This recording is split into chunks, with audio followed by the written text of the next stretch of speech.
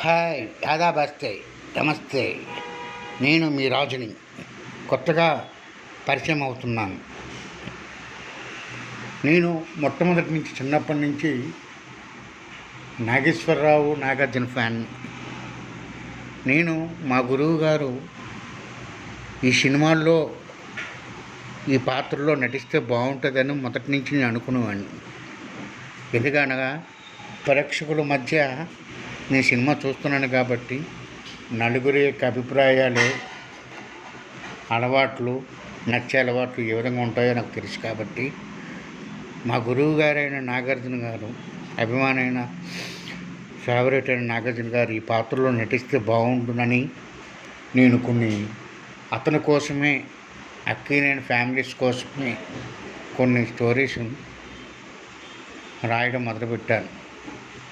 ఆ పాత్రలో నటిస్తే ముగ్గురు అందరికీ మెచ్చే విధంగా ఉంటుందని నా అభిప్రాయం.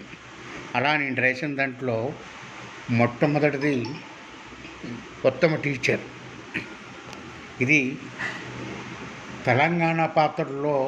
తెలంగాణలో ఇరుపక్షాల మధ్య కొట్లాటకు సంబంధించిన ఫ్యామిలీస్ ఉన్నలో అందులో ఒక కుర్రవాడు యొక్క ఉపాధ్యాయుడిగా అయ్యి అవార్డు అందుకోవడం ఒక కథ. రెండవది తండ్రి తీర్పు. తనకు జరిగిన అన్యాయం ఇంకెవరికి జరగకూడదని తన ముగ్గురు కొడుకుల్ని ఆ విధంగా తీర్చిదిద్దమని తన శ్రీమతి దగ్గర మాట తీసుకున్న సందర్భం. మూడవది అల్లుడా సూపర్. ఈ కథ ద్విపాత్రాభినయం. ఇది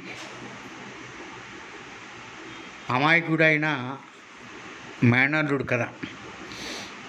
అమాయకుడైన ఆ మేనల్లుడి యొక్క ఆస్తిని అనుభవిస్తూ వీడిని భయాందోళన చేస్తూ ఆత్మహత్య చేసుకునే విధముగా భయాన్ని కలిగించి ఒక్కొక్క సందర్భంలో ఆత్మహత్య చేసుకుంటుండగా అనుకోని కారణాల వల్ల అతనిలాగున్న మరొకటి కనిపిస్తే అతను ఈ రూపంలో వచ్చి అతని యొక్క ఏం చెయ్యాలో ఉద్దేశాన్ని అతనిలాగా ఎందుకున్నాడా అన్నది తెలుసుకొని గుణపాఠం చెప్పే కథ.